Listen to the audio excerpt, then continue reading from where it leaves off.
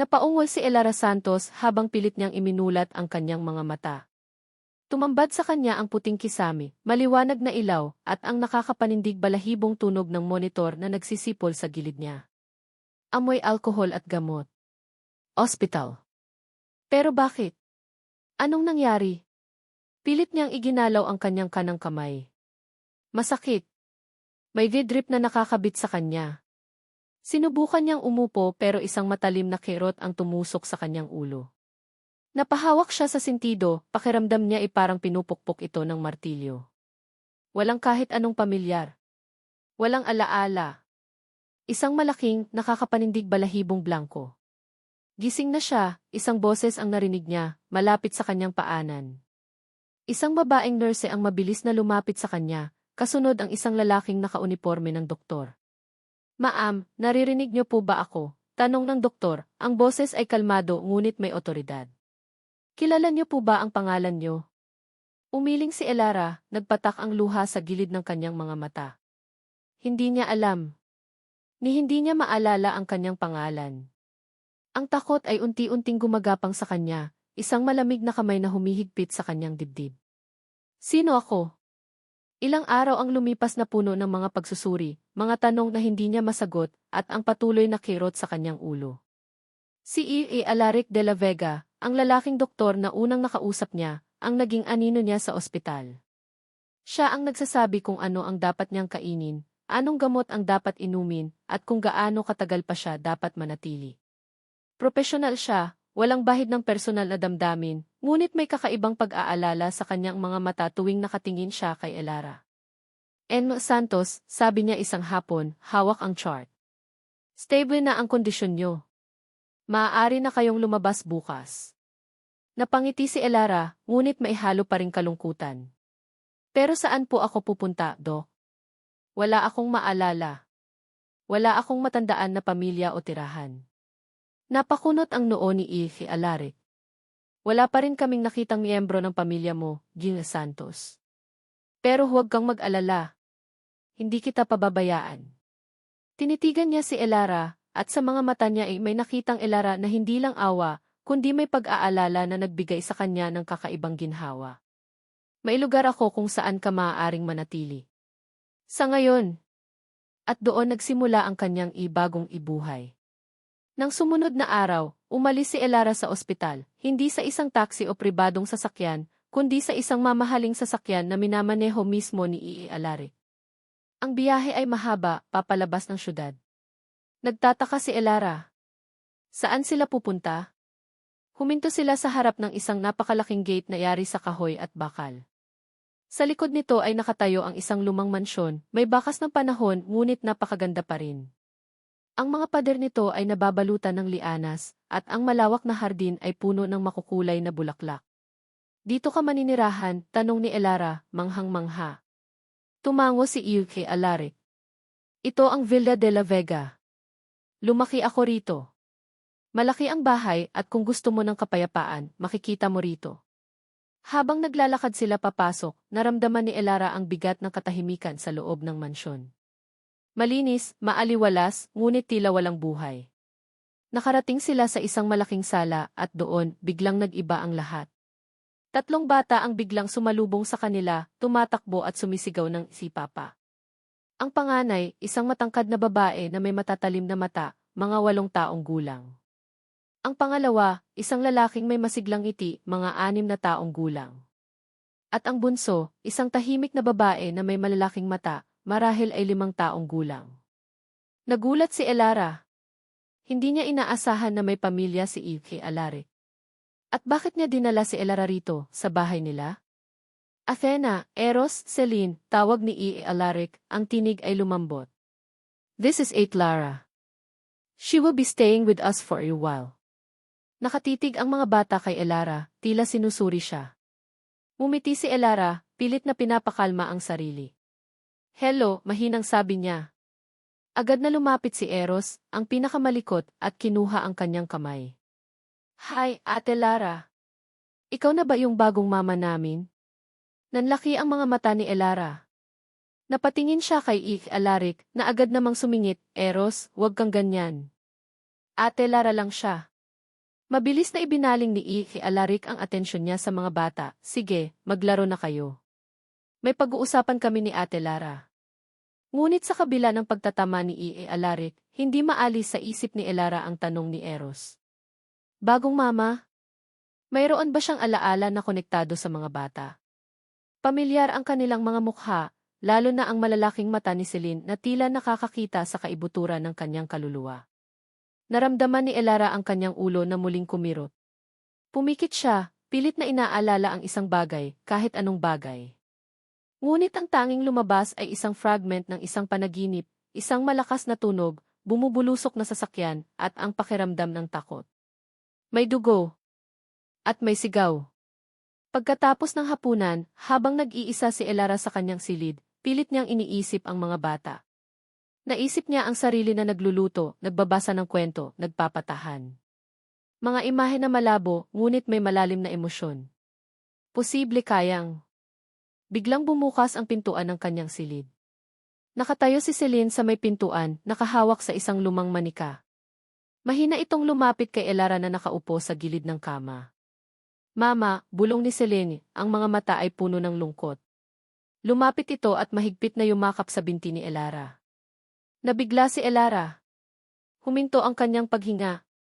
Ang mga kamay niya ay nanginginig habang dahan-dahan niyang hinaplos ang buhok ng bata. Celine, anong sinasabi mo? Napaungol si Celine, ang maliliit na kamay ay humigpit sa kanyang binti. Mama, bakit mo kami iniwan? Ang mga salita ay tumagos sa puso ni Elara, tila isang kidlat. Ang sakit sa kanyang ulo ay bumalik, mas matindi ngayon, kasabay ng isang nakakabinging ingay sa kanyang tainga. Bakit? Sino ako? At bakit ang mga bata na ito ay tila kilalang kilala siya? Naiwan si Elara na tulala, ang mga kamay ni Celine ay mahigpit pa ring nakayakap sa kanyang binti. Ang bulong ng bata, Mama, bakit mo kami iniwan, ay umalingaw sa kanyang isip, kasabay ng matinding kurot sa kanyang ulo. Pilit niyang hinahanap ang sagot sa mga salitang iyon, ngunit wala siyang makita kundi isang malaking itim na butas. Celine, ano iyang sinasabi mo? Mahinang tanong ni Elara, pinipilit na kalmahin ang sarili at ang bata. Dahan-dahan niyang iginalaw ang kanyang mga kamay para haplusin ang buhok ni Celine. Malambot ang buhok ng bata, at ang init ng yakap nito ay nagbigay sa kanya ng kakaibang ginhawa, halos sa matinding pagkalito. Nagtaas ng tingin si Celine, ang malalaki nitong mata ay puno ng lungkot. Ikaw ang mama ko, di ba? Bakit ka nawala? Hindi alam ni Elara ang isasagot. Ang ideya na siya ang ina ng batang ito ay sabay na nakakabahala at nakakapanakit. Paano? Bakit? Walang siyang maalala. Biglang bumukas ang pinto at pumasok si Alarik, may dalang baso ng tubig at gamot. Nanlaki ang kanyang mga mata nang makita si Celine na nakayakap kay Elara.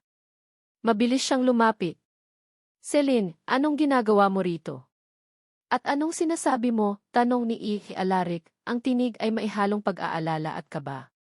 Dahan-dahan niyang inalis si Celine mula kay Elara, ngunit ang bata ay kumapit pa rin. Papa, si mama yan, di ba? Giit ni Celine, umiiyak na. Napabuntong hininga si Alarik. Tumingin siya kay Elara, at sa mga mata niya inabasa ni Elara ang pagod at isang lihim na hindi niya maipaliwanag. Celine, sinabi ko sa'yo, si Ate Lara lang yan. Tulog na tayo, ha? Sa kabila ng pagtatama ni Alarik, hindi maalis kay Elara ang mga salita ni Celine. Simula noon, mas naging mapanuri siya sa mga bata. Pinagmamasdan niya sila habang naglalaro sa hardin. Si Athena, na palaging nagbabasa at tahimik, ay may kakayahang sumagot sa bawat tanong ni Eros, ang masigla at palatanong na bata. Si Celine naman, ang bunso, ay palaging nakamasid sa kanya, tila ba sinusubukan nitong basahin ang bawat galaw niya. Isang hapon, nakita ni Elara si Alarik na nakaupo sa veranda, nakatulala habang hawak ang isang lumang litrato. Ang kanyang mukha ay seryoso, puno ng kung anong damdamin na hindi niya mabasa. Dahan-dahan siyang lumapit, ngunit mabilis na itinago ni Alarik ang litrato nang maramdaman siya. Okay lang po ba kayo, Doc? Tanong ni Elara. Elara, sagot ni Alarik na may bahid ng pagkabigla sa kanyang boses. Namiss ko lang ang mga bata noong maliliit pa sila. Pilit siyang humiti, ngunit halata ang pagtatago. Kinabukasan, habang nag-aayos si Elara ng mga libro sa library ni E. Alaric, hindi niya sinasadyang narinig ang pag-uusap ni E. Alaric at Manang Rosa sa kusina. Dosi, hanggang kailan natin itatago kay Elara ang totoo? Tanong ni Manang Rosa, ang boses ay maihalong pag-aalala. May karapatan siyang malaman kung sino siya at kung ano ang nangyari sa kanya. Manang, hindi pa ito ang tamang panahon, sagot ni E. Alaric, ang tinig ay bahagyang bumaba. Mapanganib. Kailangan nating protektahan si Elara at ang mga bata. Hindi pa ligtas. Pero Dosi, ang mga bata, nakakausap na si Elara. Hindi natin matatago ang lahat habang buhay, patuloy ni Manang Rosa. Alam ko, Manang, sagot ni E. Alaric, pero kailangan nating maging maingat. Ayokong may mangyaring masama sa kanila. Nakita mo naman kung anong nangyari noon. Narinig ni Elara ang mga salita at lalong lumakas ang kutob niya. Mayroong malaking lihim na itinatago sa kanya. At ang lihim na iyon ay konektado sa kanya at sa mga bata. Napapaisip si Elara habang naglalakad sa library. Ang bawat libro ay tila may kwento, ngunit ang sarili niyang kwento ang hindi niya mabasa. Lumapit siya sa isang lumang istante, may mga lumang photo album na nakapatong. Dahan-dahan niyang dinampot ang isa, ang liver na pabalat ay may bakas ng panahon. Binuklat niya ang album. Mga litrato ni E. Alaric, bata pa, kasama ang kanyang mga magulang. Mga litrato ng Villa de la Vega sa iba't ibang panahon. At sa gitna ng album, may isang litrato na nakakuha ng kanyang buong atensyon. Isang litrato ng isang babae na halos kamukha niya, may mahabang itim na buhok at mga ngiting kasing dingning ng araw. Sa tabi niya ay nakatayo ang tatlong bata, Athena, Eros at Celine, mas maliit pa sila kaysa ngayon. At sa kabilang panig ng babae, isang lalaki na may matangkad na tindig at malapad na ngiti, ngunit hindi si E. Alaric. Huminto ang kanyang mundo. Pamilyar ang mukha ng babae. Pamilyar ang mga mata ng mga bata. Ang kanyang puso ay kumabog ng mabilis. Tila may lumang melodya na nagpapatugtog sa kanyang isip. Dahan-dahan niyang binaliktad ang litrato. Sa likod nito, may nakasulat sa lumang sulat kamay, Elara, Nathan, Athena, Eros, Celine. Nanlaki ang mga mata ni Elara. Elara. Iyon ang kanyang pangalan. At ang mga bata, sila nga. Ngunit sino si Nathan? At bakit wala si E. Alaric sa litrato? Ang bawat piraso ay tila nagkokonekta, ngunit nagbibigay rin ng mas maraming tanong. Ang pagkalito ay humalo sa isang nag-aalab na pakiramdam ng pagtataksil. Bakit itinago ni E. Alaric ang lahat? Umusbong ang bagong pangamba sa puso ni E. Alaric de la Vega habang minamaneho niya ang kanyang sasakyan papunta sa ospital. Sa huling 2 araw, tila may kakaibang kinang sa mga mata ni Elara, isang kuryosidad na hindi niya nakita noon. Naisip niya ang album na nakita nito. Alam niyang malapit na ang araw na ibubunyag ang lahat, at ang takot ay bumalot sa kanya. Kung matutuklasan ni Elara ang buong katotohanan, anong mangyayari sa pamilyang pilit niyang binuo? Naramdaman ni E. Alaric ang bigat ng kanyang desisyon noong gabing iyon, mga taon na ang nakalipas. Nagdaduty siya sa emergency room nang dumating ang tawag. Isang malagim na aksidente. Pagdating niya sa pinangyarihan, nakita niya ang durog na sasakyan, at sa gitna ng kaguluhan, nakita niya ang isang babae na halos walang malay at 3 bata na walang tigil sa pag-iyak. Flashback. Dosi, she's barely breathing, sigaw ng isang paramedic. Lumuhod si Alaric sa tabi ng babae. Si Elara. Kilala niya ito. Si Nurse Joyce, na madalas niyang nakikita sa ospital, palaging nakangiti. Ngunit ngayon, ang mukha nito ay puno ng dugo at alabo. Ate, sigaw ni Athena, napilit kumakapit sa kanya. Ang mama namin. Ililigtas mo siya, di ba? Niyakap ni Alaric ang mga bata, habang ang mga mata niya inakatingin kay Elara. Noong gabi ring iyon, nalaman niya ang buong kwento. Ang asawa ni Elara, si Nathan, ay kasama nito sa sasakyan. Patay na ito. Ngunit ang mas nakakagulat ay ang koneksyon ni Nathan sa isang kilalang abogado, si Attorney Lorenzo Enzo Ramirez, na may malalim na koneksyon sa ilegal na gawain. Naintindihan ni Alaric na ang aksidente ay hindi aksidente, kundi isang pagtatangka ni Lorenzo na patahimikin si Nathan at Elara, na posibleng may alam sa kanyang mga lihim. Dahil sa kanyang posisyon at impluensya, nagawa ni E. Alaric na ilinisin ang sitwasyon. Ipinakalat niya ang balita na namatay si Elara at ang kanyang asawa sa aksidente. Sa tulong ng kanyang malakas na koneksyon, inampun niya ang mga bata na nagpanggap na sarili niyang mga anak upang ilayo sila sa panganib. Ang kanyang tanging layunin ay protektahan si Elara, na nawalan ng alaala at ang mga bata mula sa madilim na mundo ni Lorenzo. Pinaniniwalaan niyang patay na si Lorenzo. End flashback. Napailing si Iu kay Alaric. Hindi siya nagsisisi sa kanyang ginawa. Ang mga bata at ngayon si Elara ang naging kanyang pamilya. Ngunit alam niyang hindi niya matatago ang katotohanan habang buhay. Habang papalapit siya sa ospital, tumunog ang kanyang cellphone. Isang numero na hindi pamilyar. Sinagot niya. Es de la Vega, sabi ng boses sa kabilang linya, malakas at mayabang. Narinig ko na mayroon ka raw bagong house guest. Isang magandang babae, Nurse Joyce ang pangalan niya noon. Hindi ba? Nanlamig ang buong katawan ni Ethe Alaric. Lorenzo. Buhay siya. Sino to? Pilit niyang kinakalma ang boses. Huwag kang magkunwari, Alaric. Alam nating pareho kung sino ako, sagot ni Lorenzo.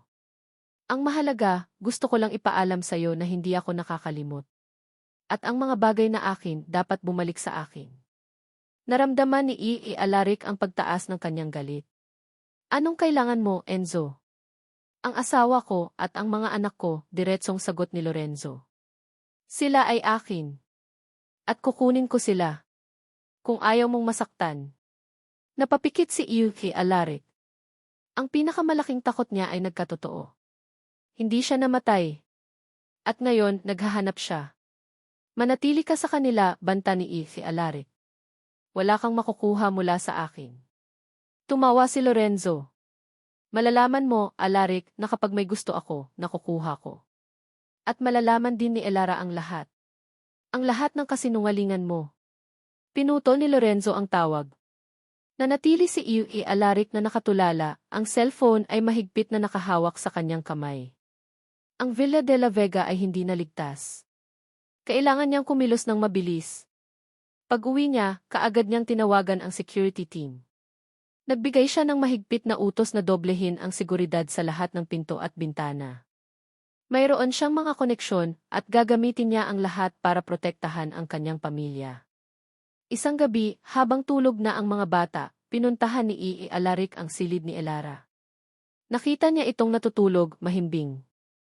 Hindi niya alam kung paano sasabihin ang lahat. Kung paano niya ipapaliwanag ang mga lihim na kanyang iningatan. Ang pagmamahal niya sa mga bata ay totoo, at ang pag-aalaga niya kay Elara ay naging higit pa sa propesyonal na obligasyon. Sa paglabas niya sa silid ni Elara, dumaan siya sa library. Nakita niya ang photo album na bukas sa lamesa. Kinabahan siya.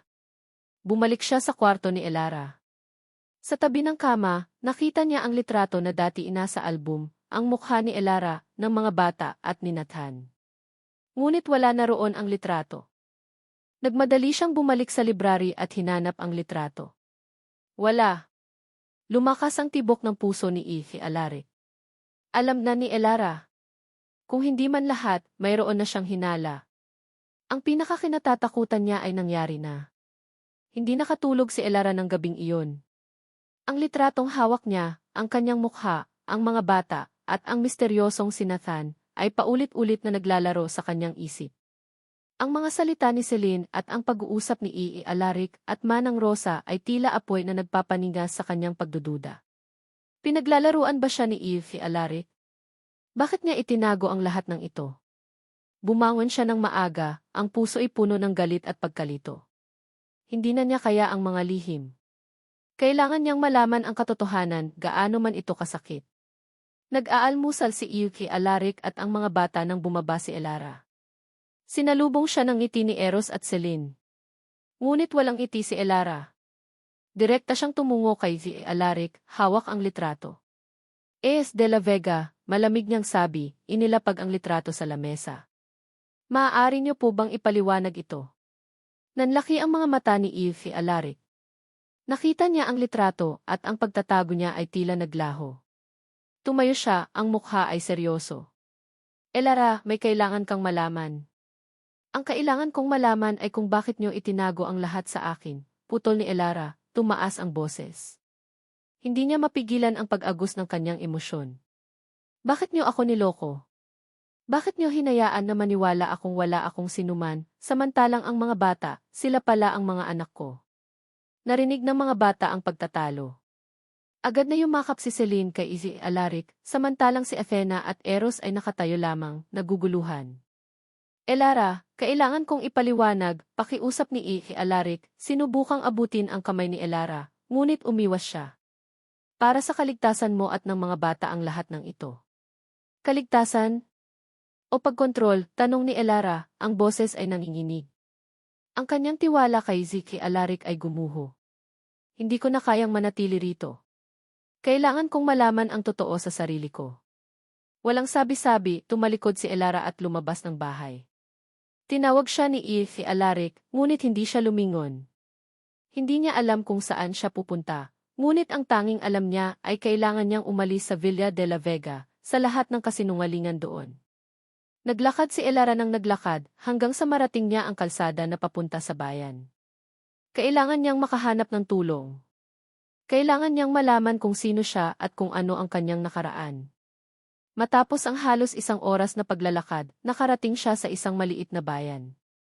May nakita siyang lumang sari-sari store sa tabi ng kalsada. Mukhang matagal na itong nakatayo at tila nakasaksi na sa maraming kwento. Dahan-dahan siyang pumasok sa tindahan. Ang amoy ng kape, mga biskwit, at sariwang tinapay ay bumati sa kanya. Isang matandang babae ang nakaupo sa likod ng counter, abala sa pagbabasa ng pahayagan. Tiningnan siya ng matanda at unti-unting nanlaki ang mga mata nito. Elara, bulong ng matanda, ibinaba ang pahayagan. Elara Santos? Ikaw nga ba yan, anak? Nabigla si Elara. Sa wakas, mayroong nakakakilala sa kanya. Kilala niyo po ako. Tumayo ang matanda, lumapit kay Elara, at niyakap siya ng mahigpit. Elara! Salamat sa Diyos at buhay ka. Lahat kami ay nag-akala na patay ka na sa aksidente. Ako si Tita Lourdes, ang kapitbahay mo noon. Niyakap din ni Elara si Tita Lourdes, ang luha ay kusang umagos sa kanyang mga mata. Sa wakas, may koneksyon sa kanyang nakaraan. May nagmamalasakit sa kanya. Dinala ni Tita Lourdes si Elara sa isang upuan at inabutan siya ng kape. Anak, anong nangyari sa'yo? Bakit ngayon ka lang nagpakita? Alam mo bang hinanap ka ng asawa mo, ni Lorenzo, ng matagal? At ang mga anak mo na saan sila?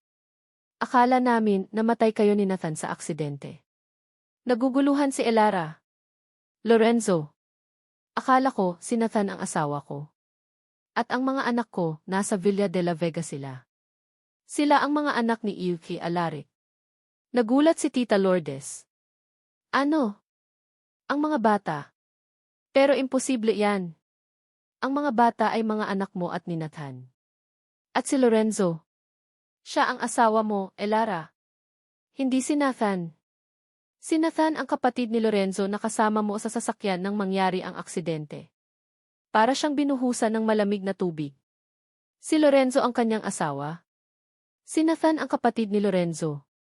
At ang aksidente mas komplikado pa pala kaysa sa inakala niya. Ang mga salita ni Tita Lourdes ay nagpatunay sa kanyang hinala na mayroong malalim na itinatago sa kanya. Biglang may narinig silang tunog ng kotse na huminto sa labas ng tindahan. Isang itim na sasakyan ang biglang huminto malapit sa tindahan. Bumaba ang isang matangkad at eleganteng lalaki, nakasuot ng mamahaling suit. Ang kanyang mukha ay pamilyar. Si Lorenzo. Ang kanyang asawa. Ngunit bakit mayroon siyang kakaibang kaba na naramdaman? Ngumiti si Lorenzo, ngunit ang ngiti nito ay hindi umabot sa kanyang mga mata. Elara, sabi nito, ang boses ay malamig ngunit puno ng pagmamay-ari. Sa wakas, natagpuan din kita. Akala ko'y nawala ka na ng tuluyan. Naramdaman ni Izzy Alaric de la Vega ang pagbagsak ng kanyang puso nang matuklasan niyang wala na si Elara sa Villa de la Vega. Ang litrato na nawawala, ang pagtatalo nila kaninang umaga, at ang tawag ni Lorenzo, lahat ay nagkonekta sa isang nakakapanindig balahibong senaryo. Tumakas si Elara at ngayon alam niyang nasa panganib ito. Manang Rosa. Si Elara, nawawala, sigaw niya, ang boses ay puno ng pagkabahala. Nagmadali si Manang Rosa, lumapit kay Alaric. Ano po? Paano nangyari yon, Dos? Akala ko ba inakakandado ang lahat ng pinto? Tumakas siya. Dahil sa akin, sagot ni Alaric, ang kanyang sarili ay kinakain ng pagsisisi. Hindi niya dapat itinago ang katotohanan. Ngayon, si Elara ang nagdurusa. Habang nagplano sila ni Manang Rosa kung paano hahanapin si Elara, tumunog ang telepono ni Alaric. Isang tawag mula sa hindi pamilyar na numero. Sumagot siya, ang puso'y kumakabog. Alaric, sabi ng boses ni Lorenzo, mapanukso. Nagkita na kami ni Elara. Maganda siya, tulad ng dati. Nakakatuwang isipin na ikaw ang nag-alaga sa kanya habang ako'y nagtago sa anino. Napakuyom ang kamao ni Alaric. Nasaan siya, Lorenzo? Kung anong mangyari sa kanya, mananagot ka sa akin. Tumawa si Lorenzo, isang nakakairitang tawa. Nasa akin siya. At huwag kang mag-alala, ligtas siya sa ngayon. Ang kailangan mo lang gawin ay ibalik sa akin ang mga bata. Sila ang akin. Hinding-hindi ko ibibigay ang mga bata sa'yo. Hindi sila object na basta mo lang kukunin, sigaw ni Alaric. Talaga? Gusto mong malaman ang buong kwento, Alaric? Patuloy ni Lorenzo, ang boses ay bumaba, puno ng pagbabanta. Ang aksidente noon, hindi yon simpleng aksidente. Pinlano ko yon. Para patahimikin si Nathan, ang kapatid kong nagtangkang magtaksil sa akin. At para patayin si Elara na may alam sa lahat ng lihim ko.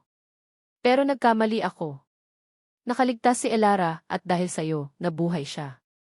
Namilog ang mga mata ni Alaric. Hindi pala namatay si Nathan sa aksidente. Pinatay pala ito ni Lorenzo. Ang kanyang paniniwala na ligtas na si Elara sa impormasyon ni Nathan ay gumuho. Isang masakit na katotohanan ang tumama sa kanya. Si Lorenzo ay mas mapanganib kaysa sa inaakala niya. Wala kang makukuha mula sa akin, giit ni Alaric. Hindi ako papayag. Malalaman mo kung gaano ako kaseryoso, sabi ni Lorenzo. May koneksyon ako kahit saan. Ang mga bata, darating ang panahon na mapapasakin sila. At si Elara, siya ang susi sa lahat ng gusto ko. Pinuto ni Lorenzo ang tawag.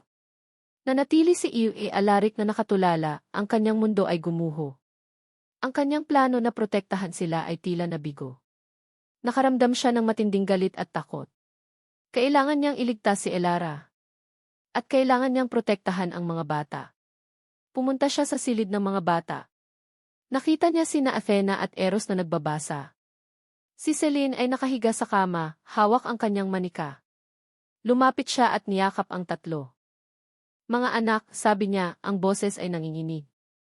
Kailangan nating maging malakas. May dapat tayong protektahan. Si Mama Lara niyo.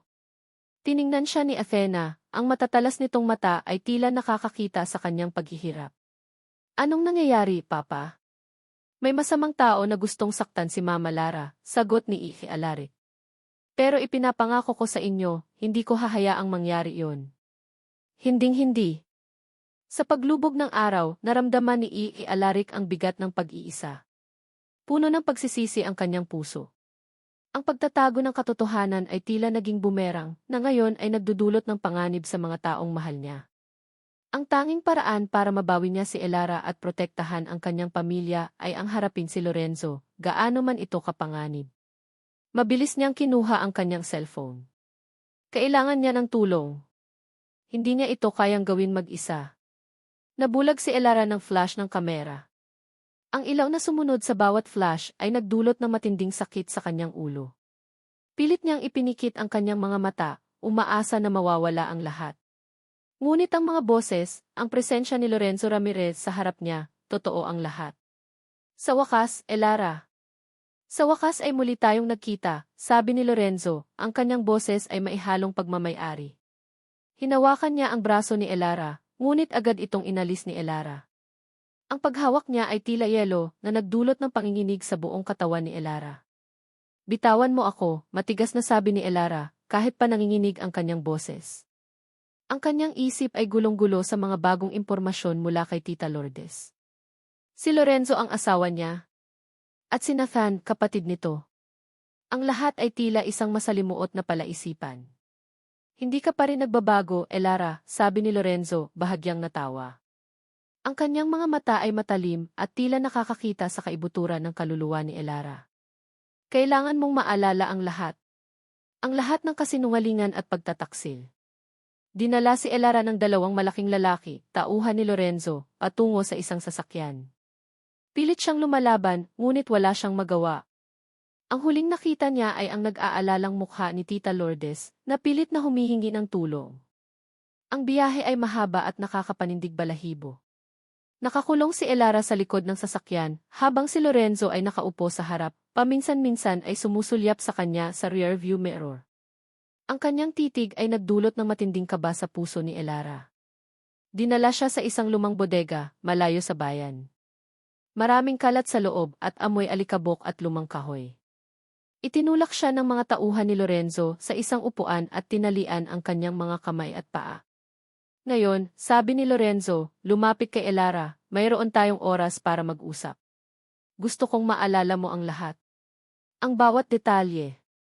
Sinimula ni Lorenzo ang kwento, hindi bilang pagpapaalala, kundi bilang isang paghihiganti. Sinabi niya kung paano siya nagtayo ng kanyang imperyo sa likod ng legal na facade, kung paano siya nakikipag-ugnayan sa mga iligal na gawain, at kung paano nalaman ni Elara at ni Nathan ang kanyang mga lihim.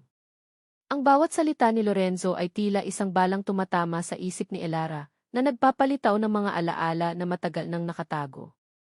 Flashback. Nakita niya ang kanyang sarili, mas bata, mas inosente. Siya ay kasal kay Lorenzo, isang abogado na sa simula ay tila mapagmahal at matagumpay. Ngunit unti-unting lumabas ang madilim na bahagi ni Lorenzo. Ang kanyang pagiging kontrolado, ang kanyang mga galaw sa likod ng batas, at ang kanyang brutal na pagtrato sa mga taong humahadlang sa kanya. Nagsimula siyang makakita ng mga dokumento, mga pag-uusap na narinig niya, na nagpatunay sa kanyang hinala. May koneksyon si Lorenzo sa money laundering at iba pang krimen. Sinubukan niyang sabihin kay Nathan, ang kapatid ni Lorenzo na pinagkakatiwalaan niya. Ngunit nalaman ni Lorenzo ang kanilang plano. Ang aksidente. Naalala niya ngayon. Hindi ito aksidente. Ito ay isang pagtatangka ni Lorenzo na patayin silang dalawa. Si Nathan ay nasa passenger seat. Narinig niya ang sigaw ni Nathan bago ang malakas na banggaan. Nasa gitna siya ng gubat, duguan, pilit na lumalabas sa sasakyan. Ang mga bata. Nasaan ang mga anak niya? Nakita niya ang mga bata, umiiyak, sa gilid ng kalsada. Niyakap niya sila, pilit silang pinapakalma. Ngunit may lumalapit. Ang mga tauhan ni Lorenzo. Tumakbo siya kasama ang mga bata, pilit na lumalayo. Ngunit mabilis silang nasundan. At doon, nakita niya si Iue Alaric de la Vega. Ang lalaking sumagip sa kanila, ang lalaking nagkubli sa kanya at sa kanyang mga anak. End flashback. Ngayon, naiintindihan mo na ba, Elara, sabi ni Lorenzo, ang kanyang boses ay pumupuno sa bodega. Ang lahat ng iyon ay dahil sa'yo. Dahil sa pagtataksil mo. At ngayon, babalik ka sa akin kasama ang mga bata. Ang galit ay pumalit sa takot ni Elara. Naaalala niya na ngayon ang lahat. Ang pagiging biktima niya at ang pagmamahal na naramdaman niya para sa kanyang mga anak. At ang pagmamalasakit ni Ife Alaric. Naiintindihan na niya ngayon ang motibo ni Ife Alaric. Hindi ito pagkontrol kundi pagprotekta. Hinding-hindi ako babalik sa'yo, Lorenzo, matigas niyang sabi, tumaas ang kanyang boses. At hinding-hindi mo makukuha ang mga anak ko. Tumawa si Lorenzo. Matapang ka pa rin. Pero makikita natin kung gaano katagal. Dahil ang mga anak mo, kasama ni Ife de la Vega, ay hindi ligtas. Mag-isa lang siya. Sinubukan ni Elara na makawala sa mga tali. Ang kanyang mga mata ay tumingin sa paligid. Mayroon bang paraan para makatakas? Kailangan niyang magpadala ng senyas kay Ife Alaric. Kailangan niyang iligtas ang kanyang mga anak. Narinig niya ang usapan ni Lorenzo sa telepono na may kinalaman sa kipagkuha sa mga bata. Lumakas ang kanyang pagkabahala. Habang naghahanap ng paraan, napansin niya ang isang lumang cellphone na nakahiga sa isang kahon sa gilid niya. Tila naiwan ng isa sa mga tauhan. Kung makakaya niya lang abutin. Pilit na gumalaw si Elara, ginagamit ang kanyang paa upang itulak ang kahon palapit. Dahan-dahan, millimeter gitay millimeter, gumalaw ang kahon. Sa wakas, naabot niya ito gamit ang dulo ng kanyang daliri sa paa. Pilit niyang sinipa ang cellphone papalapit sa kanyang kamay. Nang sa wakas ay hawak na niya ang cellphone, tiningnan niya ang emergency contact. Nakita niya ang isang pangalan, J. Rick de la Vega. Naramdaman ni E. Alaric de la Vega ang pagbagsak ng kanyang puso nang matanggap niya ang tawag. Isang hindi pamilyar na numero. Nag-aalangan siyang sagutin, ngunit may kung anong nagtulak sa kanya. Doc Ricky. Mahina ang boses sa kabilang linya, tila nagmumula sa malayo, ngunit pamilyar. Ako to. Si Elara. Napaupo si Yuki Alaric. Si Elara.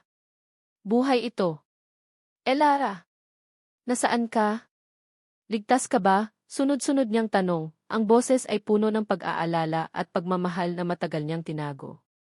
Nasa isang lumang bodega ako sa labas ng bayan, pabulong na sabi ni Elara, tila natatakot na marinig. Tinalian nila ako. Si Lorenzo narito siya. At alam na niya ang tungkol sa mga bata. Kumulo ang dugo ni Yuki Alaric. Hindi siya nagkamali. Kinumpirma ni Lorenzo ang lahat ng kanyang pinakakinatatakutan. Huwag kang mag-alala, Elara. Pupuntahan kita. Ililigtas kita. Pero Dolphy mag-isa ka lang, sagot ni Elara, maihalong takot. Hindi ko hahayaang saktan kanya, giit ni Yuki Alaric. Manatili ka lang dyan. Padating na ako. Pinutol ang tawag at agad siyang tumayo. Tumakbo siya patungo sa kusina, kung saan nakita niya si Manang Rosa. Manang, nakatanggap ako ng tawag mula kay Elara.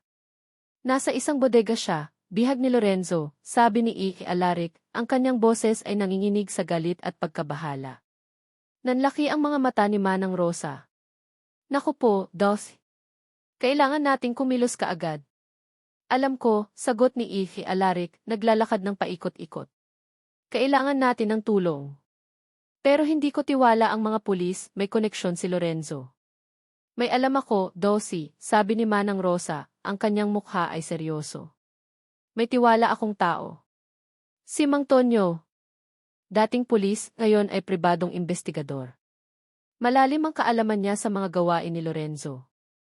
Nagkaroon ng pag-asa sa mga mata ni Yuki Alaric. Tawagan mo siya, Manang.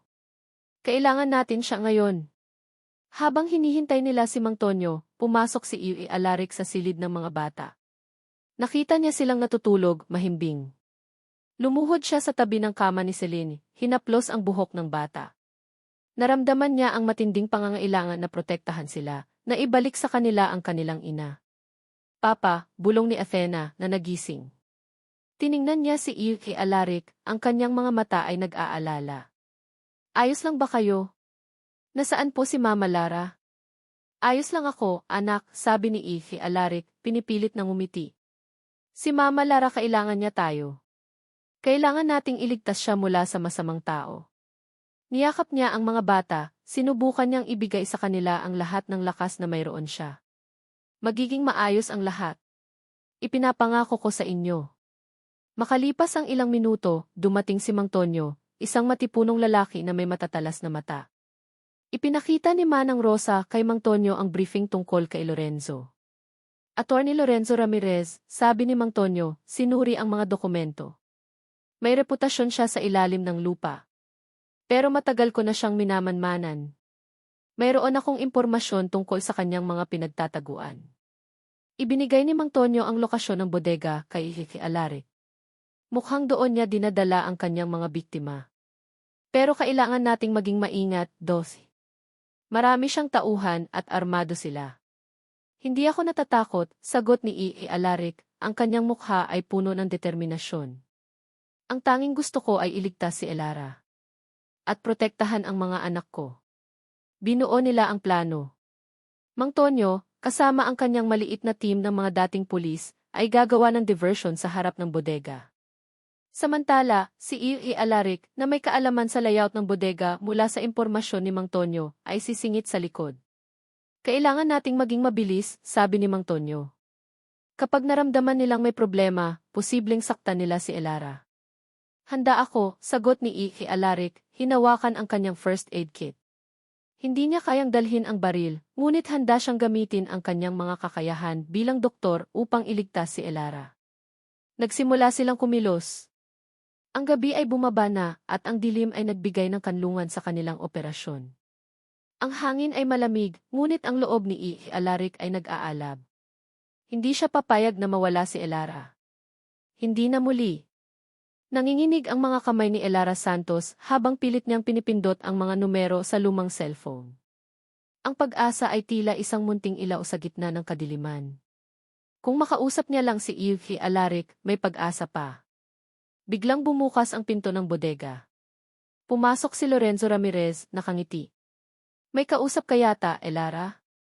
May nakita siyang kakaiba sa mga mata ni Lorenzo. Isang pagmamay-ari na nagdulot ng lamig sa kanyang buto. Mabilis na itinago ni Elara ang cellphone sa likod niya. Wala. Nag-iisa lang ako rito. Tumawa si Lorenzo. Huwag kang magkunwari. Alam ko na. May tumawag sa'yo. Si Alaric, di ba? Ang bayani mo. Lumapit siya kay Elara, ang kanyang mga mata ay nanlilisik. Huwag mong subukang lokohin ako, Elara. Sa akin ka babalik. At ang mga bata, akin din sila. Ang huling alaala ni Elara bago siya mawala ng malay ay ang matalim na hapdi ng sampal sa kanyang pisngi. Ang paningin niya ay umikot at ang mundo ay naging itim. Nagising si Elara sa ingay. Mga putok ng baril. Sigawan. Nagmamadali siyang bumangon, ngunit ang kanyang mga kamay at paa ay tila nakatali pa rin. Narinig niya ang boses ni Iki Alaric. Nasa labas siya. Elara, sigaw ni Iki Alaric mula sa labas. Elara, nasaan ka? Pilit na sumigaw si Elara, dito ako. Rick. Nasa loob ako. Ang pinto ng bodega ay sumabog. Pumasok si Iki Alaric, kasama ang ilang lalaki na armado. Nagkaroon ng matinding barilan sa loob. Ang mga tauhan ni Lorenzo ay nagpapaputok din. Elara, sigaw ni Iki Alaric na nakita si Elara na nakatali. Mabilis siyang tumakbo papalapit habang umiiwas sa mga bala. Ngunit bago pa man niya marating si Elara, biglang lumabas si Lorenzo mula sa likuran, may hawak na baril. Sa tingin mo, Alaric, magagawa mo ang lahat. Nagpaputok si Lorenzo. Napahiga si Iki Alaric para umilad. Ngunit bago pa siya makatayo, sinunggaban na siya ni Lorenzo at nagkaroon sila ng matinding paghaharap. Nagpalitan sila ng suntok, ang bawat isa ay puno ng galit at desperasyon. Hindi ka makakatakas sa akin, Alaric, sigaw ni Lorenzo. Ang lahat ng pinaghirapan ko, sisirain mo lang. Hindi mo alam kung gaano kahalaga sa akin ang mga bata. Sila ang susi sa lahat. Walang saysay ang iyong ginagawa, Lorenzo. Wala kang karapatang saktan ang mga bata at si Elara, sigaw ni Iki Alaric, kahit pa humihinga na siya. Wala kang pagmamahal sa kanila. Kontrol lang ang gusto mo. Sa gitna ng kaguluhan, nakita ni Elara ang kanyang pagkakataon. Pilit niyang hinila ang kanyang mga kamay. Ang lubid ay humihigpit, nagdulot ng hapdi, ngunit ang kanyang determinasyon ay mas malakas. Nang sa wakas ay nakalas niya ang isang kamay, mabilis niyang kinawala ang isa pa. Pagkatapos ang kanyang mga paa. Tumayo si Elara, nanginginig. Nakita niya ang barilan. Ang mga tauhan ni Mang Tonyo ay lumalaban din ngunit mas marami ang tauhan ni Lorenzo. Biglang may pumasok na ambulansya at pulis sa labas at lalong lumala ang kaguluhan. Lorenzo, tigilan mo na to, sigaw ng isang pulis. Ngunit nagpumigla si Lorenzo mula kay Alaric. Tumakbo siya papalapit kay Elara, hinawakan ang kanyang braso at pilit siyang hinila palabas. Sumama ka sa akin, Elara. Huwag kang magpapakamatay sa lalaking yan. Bitawan mo ako, Lorenzo, sigaw ni Elara, pilit kumakawala. Hindi ako sasama sa'yo. Hindi kailanman. Lara, sigaw ni Iki Alaric, tumatakbo papalapit. Ngunit huli na ang lahat. Sa gitna ng kaguluhan, tinulak ni Lorenzo si Elara sa isang nakaparadang sasakyan. Isang itim na van. Mabilis na pumasok si Lorenzo at ang kanyang mga tauhan at humarurot ang sasakyan papalayo. Elara, sigaw ni Iki Alaric, ang boses ay puno ng desperasyon. Sinubukan niyang habulin ang van, ngunit napakaraming tauhan ni Lorenzo ang humarang sa kanya. Napayuko si Iuki Alaric, ang kanyang puso ay dinudurog. Nabigo siya. Muling nawala si Elara. Ang pakiramdam na lahat ay nawala ay bumalot sa kanya, kasama ang takot para sa buhay ni Elara. Sumambulat sa mukha ni Iuki Alaric de la Vega ang lamig ng hangin habang nakatayo siya sa labas ng bodega. Wala na ang van. Wala na si Elara. Ang lahat ng pagod, takot, at galit ay bumuho sa kanya, at sa isang iglap, napaluhod siya, ang kanyang mga kamao ay nakakuyom. Nabigo siya. Muling nawala ang babaeng mahal niya, at ang pagkakataong iligtas siya ay tila naglaho. Doc! Dosi, ayos lang po ba kayo? Narinig niyang tanong ni Mang Tonyo, lumapit sa kanya. Hindi pa tayo susuko. Hahanapin natin si Elara. Nanginig ang buong katawan ni Iuki Alaric. Napatingin siya kay Mang Tonyo, ang kanyang mga mata ay puno ng pighati. Paano, Mang Tonyo? Mas marami sila. At may koneksyon si Lorenzo sa kung sino-sino. Ni hindi natin alam kung saan niya dinala si Elara. Dosi, kailangan mong manatiling malakas para kay Elara at sa mga bata, sabi ni Mang Tonyo, tinapik ang kanyang balikat. Hindi pa tapos ang laban. Mayroon pa tayong baraha. Bumalik sila sa Villa de la Vega. Ang bawat isa ay may dalang bigat ng kabiguan. Pagdating doon, sinalubong sila ni Manang Rosa na may nag-aalalang mukha. Anong nangyari, Dos? Nasaan si Elara? Tanong ni Manang Rosa, ang kanyang boses ay nanginginig. Nakuha siya ni Lorenzo, Manang, sagot ni Iuki Alaric, ang kanyang boses ay basag. Nabigo ako. Hindi ko siya nailigtas. Isang munting sinag ng pag-asa ang sumilay sa puso ni Iuki Alaric. Mabilis siyang tumungo sa sala, kung saan nakaupo si Tita Lourdes, na may nag-aalalang mukha. Tita Lourdes, ano po ang nalalaman niyo? Tanong ni Iuki Alaric, puno ng pag-asa. May alam ako tungkol sa mga gawain ni Lorenzo, sabi ni Tita Lourdes, kinuha ang isang lumang envelope mula sa kanyang bag noon pa man, may mga kutob na ako sa kanya. May mga transaksyon siya na iligal. Mayroon akong mga kopya ng kanyang mga ledger at email na nagpapatunay sa kanyang mga krimen. Akala ko noon, ipinaglaban na siya. Hindi ko alam na kailangan pala ito ni Elara. Ibinigay ni Tita Lourdes ang envelope kay Iuki Alaric. Binuksan niya ito at nakita ang mga dokumento. Mga pangalan, mga petsa, mga numero. Ito ang ebidensya na kailangan nila para tuluyang pabagsakin si Lorenzo. Hindi lang yan, Dosi, patuloy ni Tita Lourdes. Alam ko rin kung saan niya madalas itinatago ang kanyang mga biktima. Isang lumang gusali sa tabing ilog, sa dulo ng bayan. Mayroon siyang secret hideout doon. Ang bawat impormasyon ay tila isang piraso ng puzzle na unti-unting nabubuo. Mayroon silang ebidensya. Mayroon silang lokasyon. Mayroon silang plano. Kailangan nating ipasa ito sa mga otoridad, sabi ni Iuki Alaric, ang kanyang boses ay puno ng bagong determinasyon. Sa ebidensyang ito, wala siyang takas. Ngunit Dosi, kailangan nating maging maingat, sabi ni Mang Tonyo. Matalino si Lorenzo. Posibleng mayroon siyang mga tao sa loob ng pulisya. Mas mabuti kung tayo muna ang kumilos. Nag-isip si Iuki Alaric. Tama si Mang Tonyo. Hindi niya kayang isugal ang buhay ni Elara. Kailangan nilang maging mabilis at sikreto. Gagawa tayo ng sarili nating plano, sabi ni Iuki Alaric, tumayo. Mang Tonyo, kailangan ko ang tulong mo at ng iyong team. Tita Lourdes, kailangan namin ang iyong koneksyon sa bayan. Manang Rosa, bantayan mo ang mga bata. Hindi ko hahayaang masaktan sila. Tiningnan niya ang photo album na nakalatag sa lamesa, ang litrato ni na Elara at mga bata. Ang mga mata ni Elara ay puno ng pag-asa sa litratong iyon. Hindi niya hahayaang mawala ang pag-asang iyon. Pumunta si Iuki Alaric sa silid ng mga bata. Nakita niya sina Athena, Eros, at Celine na mahimbing na natutulog. Hinaplos niya ang buhok ng bawat isa. Hinding-hindi ko nahahayaang mawala ka, Elara, bulong niya, ang mga mata ay puno ng determinasyon.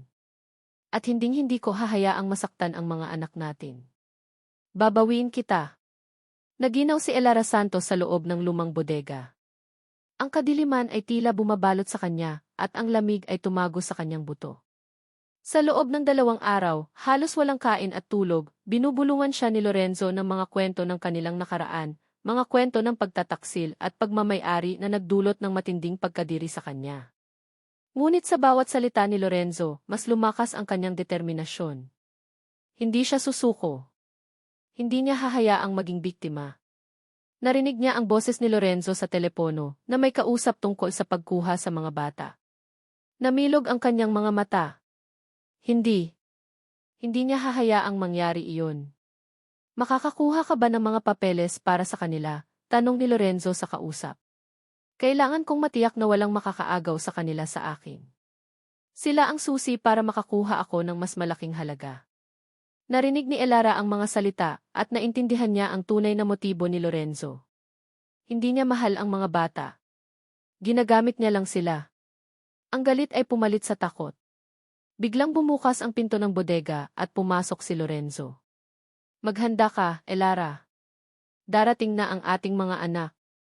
At pagkatapos magsisimula na tayong muli. Hindi. Hinding-hindi, sigaw ni Elara, ang kanyang boses ay nanginginig ngunit matatag. Hindi ako sasama sa'yo. At hinding-hindi mo makukuha ang mga anak ko.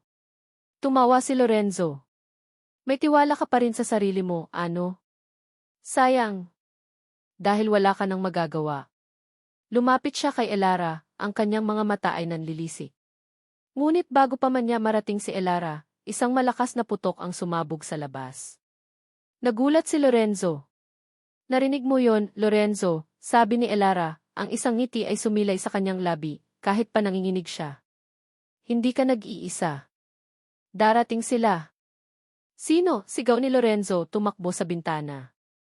Sa labas, nakita ni Elara ang isang maliit na team, pinangungunahan ni Mang Tonyo. Gumagawa sila ng diversion, nagpapaputok ng mga firecrackers at sumisigaw. Ang mga tauhan ni Lorenzo ay nagmamadaling lumabas para harapin sila. Narinig ni Elara ang yabag ng paa sa likuran ng bodega. Alam niya kung sino iyon. Si E.K. Alaric. Isang malaking crush ang narinig sa likuran. Sumambulat ang isa sa mga lumang bintana at pumasok si E.K. Alaric. Ang kanyang mukha ay seryoso ngunit puno ng determinasyon. Elara, sigaw ni E.K. Alaric, tumatakbo papalapit. Alaric, sigaw ni Elara, ang kanyang puso ay kumabog sa pag-asa. Ngunit hinarangan ni Lorenzo ang daan. Hindi mo siya makukuha, Alaric. Akin siya. At ang mga bata, akin din sila. Sumugod si Lorenzo, sinubukang suntukin si E.K. Alaric. Ngunit umilag si E.K. Alaric at sinuntok niya si Lorenzo sa panga. Bumagsak si Lorenzo. Elara, ayos ka lang ba? Tanong ni E.K. Alaric, dali-daling inalis ang tali sa kanyang mga kamay at paa. Ayos lang ako, sagot ni Elara, habang pinaghahabol ang hininga. Pero kailangan nating gawin ang lahat. Nasa panganib ang mga bata. Biglang bumangon si Lorenzo, may hawak na kutsilyo. Mamamatay kayong lahat. Sumugod si Lorenzo kay Elara, ngunit mabilis na humarang si E.K. Alaric. Nagkaroon ng matinding labanan sa pagitan ng dalawang lalaki, ang bawat isa ay lumalaban para sa kanyang pinaniniwalaan. Si Lorenzo para sa kontrol at kapangyarihan, si E.K. Alaric para sa pagmamahal at pamilya. Sa gitna ng labanan, biglang bumukas ang pangunahing pinto ng bodega. Pumasok si Tita Lourdes, kasama ang ilang pulis. May hawak siyang isang folder. Attorney Ramirez. Sapat na ang ebidensya laban sa'yo, sigaw ni Tita Lourdes, ibinabalandra ang mga dokumento. Mayroon akong mga kopya ng lahat ng iligal mong transaksyon. Hindi mo na matatakasan ang batas. Nanlaki ang mga mata ni Lorenzo. Nabigla siya. Ang kanyang imperyo ay guguho na. Sa galit, pilit niyang sinubukang saksakin si E.K. Alaric, ngunit mabilis na nakailag si E.K. Alaric. Dumating ang mga pulis at pinusasan si Lorenzo. Habang kinakalagkad palayo, nakita niya si Elara. Hindi pa tapos ang laban, Elara, sigaw ni Lorenzo, ang kanyang mukha ay puno ng galit at paghihiganti. Babawin ko ang lahat ng akin. Babalik ako. Niyakap ni E.K. Alaric si Elara ng mahigpit, nanginginig sa pagod at ginhawa. Ligtas ka na, Elara. Ligtas na tayong lahat. Sa labas, unti-unting humupa ang kaguluhan. Ang mga tauhan ni Lorenzo ay kinukumpiska na ng pulisya. Ang liwanag ng umaga ay nagsimulang sumilay sa bintana, nagbibigay ng bagong pag-asa. Ang mga bata, bulong ni Elara, ayos lang ba sila? Ayos lang sila, sagot ni Ify Alaric, hinawakan ang kanyang pisngi. Nasa Villa de la Vega sila, ligtas. Hinding-hindi na sila sasaktan ni Lorenzo. Ngunit sa sandaling iyon, biglang bumukas ang isa sa mga lumang pinto sa likuran ng bodega.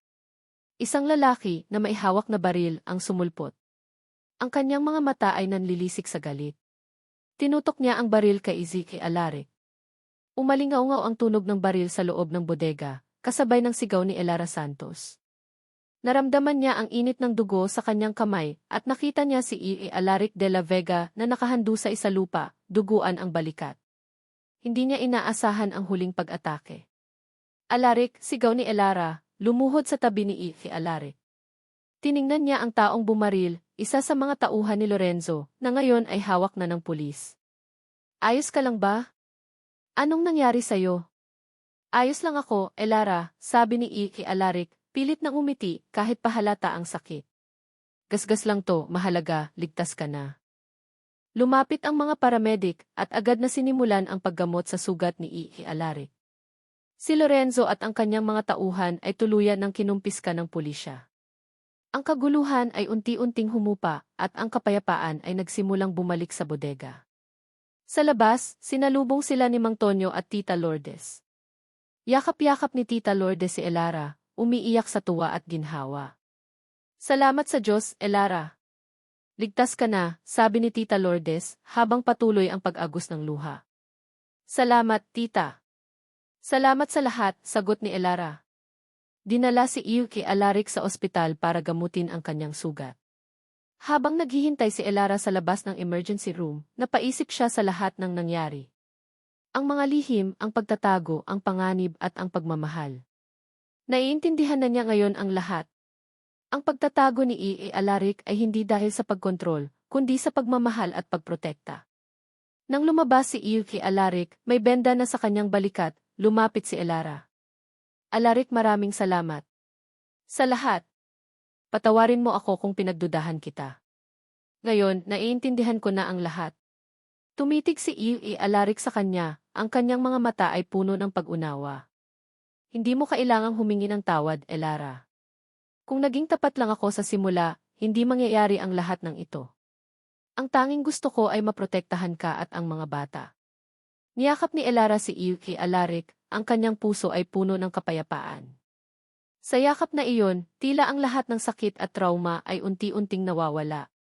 Kinabukasan, bumalik sila sa Villa de la Vega. Sinalubong sila ng mga bata na agad na yumakap kay Elara. Mama, sigaw ni Celine, umiiyak sa tuwa. Ate Lara, sigaw ni Eros. Mama, ayos lang po ba kayo? Tanong ni Athena, ang mga mata ay puno ng pag-aalala.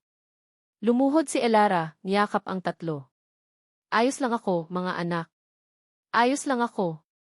Isang araw pagkatapos, habang nag-uusap silang apat sa hardin, nagsimulang ipaliwanag ni Elara sa mga bata ang lahat. Sa tulong ni Ify Alaric, sinabi niya ang kwento ng kanilang pamilya, ang kanyang nakaraan, ang panganib na dinanas nila mula kay Lorenzo, at kung paano sila iniligtas at inalagaan ni Ify Alaric. Kahit hindi kami magkadugo ni Papa Alaric, o magkadugo tayo sa kanya, sabi ni Elara, ang mahalaga ay ang pagmamahalan natin bilang isang pamilya. Iniligtas niya tayo at inalagaan niya kayo. At ngayon, magkasama na tayong lahat. Naintindihan ng mga bata. Si Athena ay niyakap si Ify Alaric at Elara. Si Eros ay sumunod at si Celine ay humigpit sa yakap kay Elara. Ang kanilang pagtanggap ay nagbigay ng bagong simula sa pamilya. Upang masiguro ang kanilang kaligtasan, ipinagpatayo ni Ify Alaric ng isang maliit, ngunit magandang bahay sa loob ng compound ng Villa de la Vega. Isang cottage na may sariling hardin, kung saan maaaring magkaroon ng sariling espasyo ang Elara at ang mga bata, ngunit malapit pa rin sa kanya. Unti-unting bumalik sa kanyang trabaho si Elara bilang isang nurse. Ngayon, mas malakas siya at mas determinado. Ang kanyang nakaraan ay hindi na isang pabigat, kundi isang aral. Isang hapon, habang nag-aayos siya ng mga gamit sa kanyang bagong opisina sa Villa de la Vega, may nakita siyang lumang envelope sa ilalim ng kanyang drawer. Binuksan niya ito at sa loob, mayroon siyang nakitang lumang larawan. Isang larawan ng isang babae na halos kamukha niya, mas bata, nakangiti. At sa likod ng larawan, may nakasulat, para kay Elara, mula sa iyong inay. Ang pag-asa ay laging naroon kahit sa pinakamadilim na panahon. Nanatili si Elara Santos na nakatitig sa larawan ng kanyang inay. Ang sulat sa likod ay tila nagpaparamdam ng isang presensya na matagal nang nawala. Ang kanyang puso ay puno ng pag-asa, halos sa lungkot na hindi niya ito naaalala. Hindi ito isang twist na nakakatakot, kundi isang pinto na nagbubukas sa bagong kabanata ng kanyang buhay. Isang paghahanap sa kanyang mga ugat, hindi na para sa pagkakakilanlan, kundi para sa pagkakumpleto. Bumalik siya sa Villa de la Vega, kung saan naghihintay si Iu Alaric at ang mga bata. Ipinakita niya ang larawan at ang sulat kay Izzy Alaric. Ang inay ko, bulong ni Elara, ang mga mata ay nanunubig. Mayroon pala akong larawan niya. Hindi ako nag-iisa sa mundo, Alaric. Niyakap siya ni Izzy Alaric. Hinding-hindi ka mag-iisa, Elara. Narito ako at ang mga bata. Kami ang pamilya mo. Ipinagdiwang nila ang kanilang bagong kalayaan at pagkakaisa. Isang araw, nagkaroon sila ng isang simpleng family outing sa isang malapit na beach. Naglalaro sina Athena, Eros, at Celine sa buhangin, samantalang si Elara at Ii Alaric ay nakaupo sa ilalim ng puno, pinagmamasdan ang mga ito. Sino ang mag-aakala na ang isang aksidente ay magiging simula ng lahat ng ito, sabi ni Elara, nakangiti. Mula sa kawalan ng alaala hanggang sa pagtuklas ng isang pamilya. Ngumiti si Iu kay Alaric. Ang pag-ibig, Elara, hindi lang basta nararamdaman. Ito ay pagtanggap sa nakaraan, pagpapatawad, at pagbuo ng isang kinabukasan na puno ng pag-asa. Ikaw, Elara, ang nagturo niyan sa akin. Nang hapong iyon, habang lumulubog ang araw, naglakad-lakad si Elara at Ii Alaric sa tabing dagat. Ang mga kulay ng sunset ay nagpinta sa langit, at ang simoy ng hangin ay nagdala ng kapayapaan. Alaric, sabi ni Elara, tumigil. Gusto kong magsimula muli. Gusto kong makasama ka at ang mga bata habang buhay. Napangiti si Iu kay Alaric. Lumuhod siya at kinuha ang isang singsing mula sa kanyang bulsa. Isang simpleng singsing, ngunit puno ng pagmamahal. Elara Santos, sabi ni Ii Alaric, ang kanyang mga mata ay puno ng pag-asa. Magpapakasal ka ba sa akin? Bibigyan mo ba ako ng pagkakataong mahalin ka at maging isang tunay na pamilya sa mga anak natin habang buhay? Hindi napigilan ni Elara ang pag-agos ng luha. Alaric. Sobra. Niyakap niya si Iu kay Alaric ng mahigpit. Ito ang simula ng kanilang bagong kabanata. Ilang buwan ang lumipas, at sa isang maliit na kapilya sa Villa de la Vega, naganap ang isang simple, ngunit makahulugang seremonya. Si Elara at Ii Alaric ay nagpakasal, sa harap ng kanilang mga anak, ni Manang Rosa, ni Tita Lourdes, at Mang Tonyo. Ang lahat ng pagsubok na kanilang pinagdaanan ay tila nagpalakas lamang sa kanilang pagmamahalan. Sa kanilang resepsyon, sumayaw si Elara at Ii Alaric. Ang mga bata ay masaya, tumatakbo at naglalaro sa hardin. Mama, Papa, ang ganda ng araw na to, sigaw ni Celine, tumatakbo papalapit sa kanila. Yumuko si Elara, niyakap si Celine. Anak, napakaganda. At simula pa lang ito. Hinalikan ni Ii Alaric ang noo ni Elara. Sa bawat paglubog ng araw, may bagong pag-asa. At sa bawat paggising, may pag-ibig na nagpapatunay na kahit anong hamon, ang pamilya ay mananatiling buo. Ang kanilang kwento ay isang patunay na ang pag-ibig ay kayang lumampas sa mga pagsubok, lumaban sa mga anino ng nakaraan, at bumuo ng isang kinabukasan na puno ng pag-asa, pagpapatawad, at tunay na pagmamahalan. Sila, isang pamilyang binuo ng pagmamahal, ay handa na para sa anumang hamon na darating magkasama.